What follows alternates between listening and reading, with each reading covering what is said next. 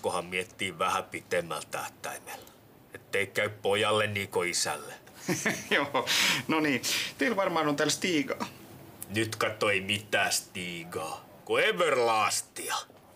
Jaa, no onko se joku uusi valmistaja sitten? Eikä kun se on vanha.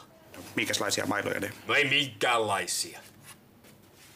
Tossa on sortsit, sukka, hyppynarru, tossu, alasuoja, hanskat ja kypärä.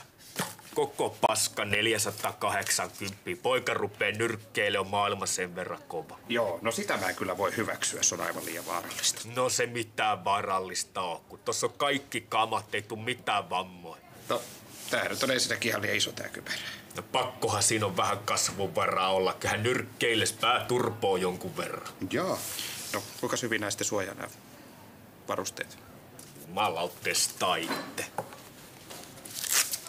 Voit leipasta ihan kunnolla, siinä on pojal kypärä päässä, ei käy kuinkaan. No enhän mä nyt laasta. No vedä, huomaat, että on huippukamat. Jaa, no. Mikä toi oli? Että sä nyt oikeesti tollain lyö. Vedä kunnolla, niin huomaat, että on laatukamat. Ja tässä on paljon kovempaa äitiäkin, vaikkei siellä ole mitään kypärää. Jumalauta, poika.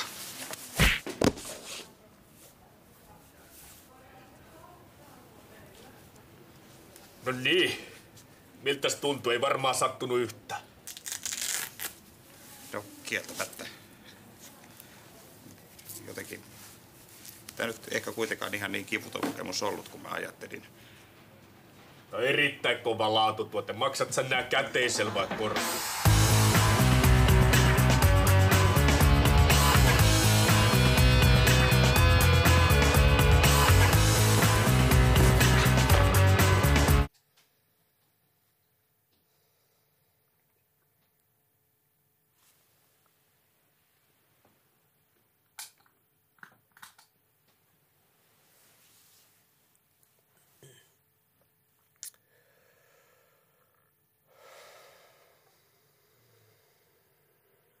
No, Mitä?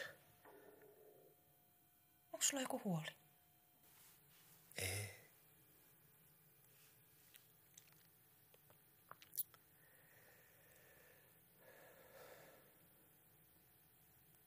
Ei, joku sulla nyt on. Eikä oo. Anna mun nukkua.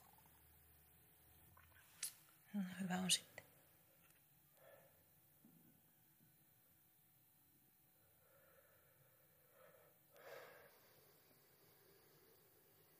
Hei, kerro nyt. Sua painaa nyt joku ihan mahdottomasti.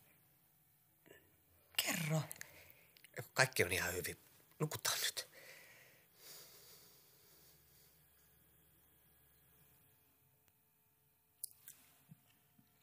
Hei.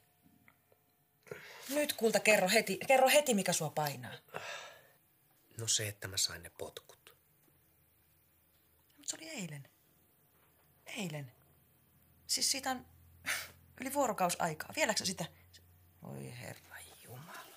Kyllä osaa olla ihminen menneisyydessä kiinni. No kun sä kysyit, niin mä kerroin. Joo.